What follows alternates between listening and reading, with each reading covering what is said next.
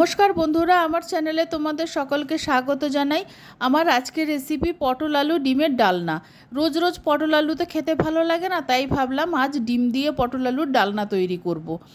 পটলগুলোকে আমি এরকমভাবে খোসা ছাড়িয়ে কেটে নিয়েছি, অল্প একটু খোসা রেখে দিয়েছি, আবার কিছুটা ফেলে দিয়েছি। এইভাবে কেটে ধুয়ে পরিষ্কার করে নিয়েছি।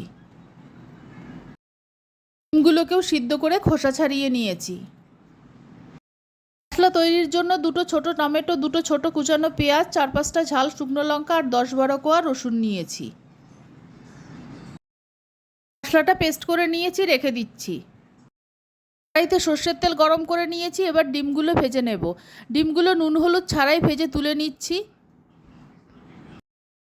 ডিমগুলো হালকা লাল করে ভেজে নিয়েছি, এবার তুলে নিচ্ছি।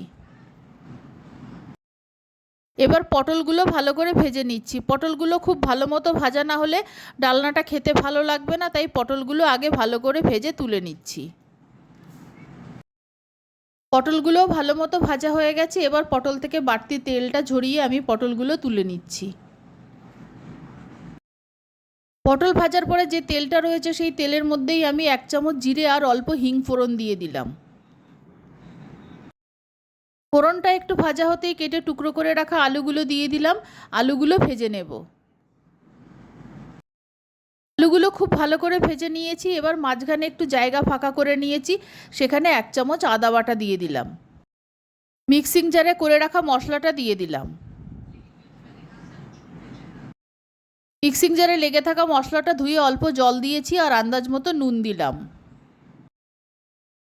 এবার 1 চামচ হলুদ দিয়ে দিলাম। হলুদ দিয়ে দেওয়ার পর মশলাটাকে কষাতে শুরু করব। যতক্ষণ না মশলার ওপর তেল ভেসে উঠছে ততক্ষণ মশলাটাকে মিডিয়াম ফ্লেমে কষিয়ে নেব। মশলাটা ভালো মতো কষানো হয়ে গেছে। যতটা পরিমাণ আমি ঝোল রাখবো তার থেকে একটু বেশি পরিমাণে জল দেব। আমি সেই অনুযায়ী জল দিয়ে দিলাম। ঝোলটা ফুটে ওঠা পর্যন্ত অপেক্ষা করব। আর আমি 2 চামচ রোস্ট করা মশলা দিয়ে দিলাম। এখানে গোটা ধনে, গোটা জিরে রোস্ট করে পাউডার করা ছিল, এখান থেকেই আমি 2 চামচ পাউডার দিয়ে দিলাম। ঝোলটা ভালো মতো ফুটে গেছে। এবার ভেজে রাখা ডিম আর ভেজে রাখা পটলগুলো আমি সব ঝোলের মধ্যে দিয়ে দিলাম। দিয়ে 3-4 মিনিট হাই ফ্লেমে ভালো করে ফুটিয়ে নেব, তাহলেই রান্নাটা হয়ে যাবে। রান্নাটা প্রায় হয়ে গেছে। এবার নামানোর আগে আমি একটু গরম মশলা দিয়ে দিলাম। পটল আলু ডিমের ডালনা হয়ে গেছে, নামিয়ে নিচ্ছি।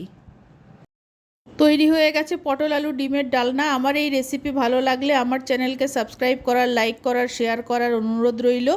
আর আমার নতুন পুরনো সকল বন্ধুদের আন্তরিক ধন্যবাদ ও ভালোবাসা জানিয়ে আমি আমার ভিডিও শেষ করছি। সকলকে অনেক অনেক ধন্যবাদ ও ভালোবাসা রইল।